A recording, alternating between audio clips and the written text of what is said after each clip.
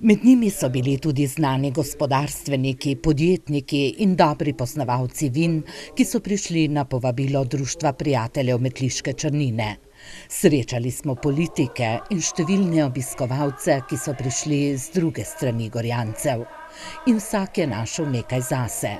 V 3 dneh se je namreč na Vigredi zvrstilo zelo veliko dogodkov, kulturnih, zabavnih in športnih.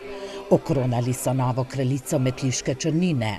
Dosedanja Melanie Miketič je krono predala črnomaljki Patriciji Blažič, študentki Biotehniške fakultete v Ljubljani, ki je v svojem prvem nagovoru poudarila: Biti kraljica je odgovornost in dolžnost. Meni zbuja spoštovanje in ponos do pokrajine, ker sem odrasla. Na slovesnosti ob odprtju so podelili tudi priznanje za najboljšo belokranjsko pogačo, ki so jo letos spekli v metliškem otroškem vrtcu.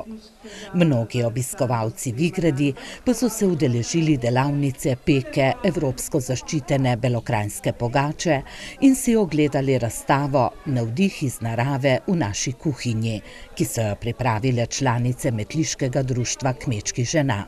Ja, vseh teh letih vinske Vigredi smo že mislili, da smo vse naučili peči pogače, ampak še nismo. Ogromno ljudi se je obrnilo v konzumu, veliko smo jih obiskovalcev imeli, veseljem so si pogledali razstavo. Moram pa reči, da nas najbolj veseli, da so mladi otroci prihajali in mesili.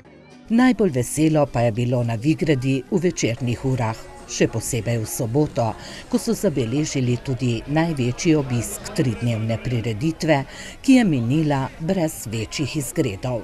Letos nam je mogoče malce ponagajalo vreme, vendar kljub temu lahko rečem po pogovoru z ponudniki, da smo zadovoljni z letošnjo vinsko Vigredjo. Ljudje so prišli, odziv je bil dober, ljudje se zabavajo tukaj, poskušajo dobra vina, dobro belokranjsko hrano in mislim, da smo dosegli svoj namen.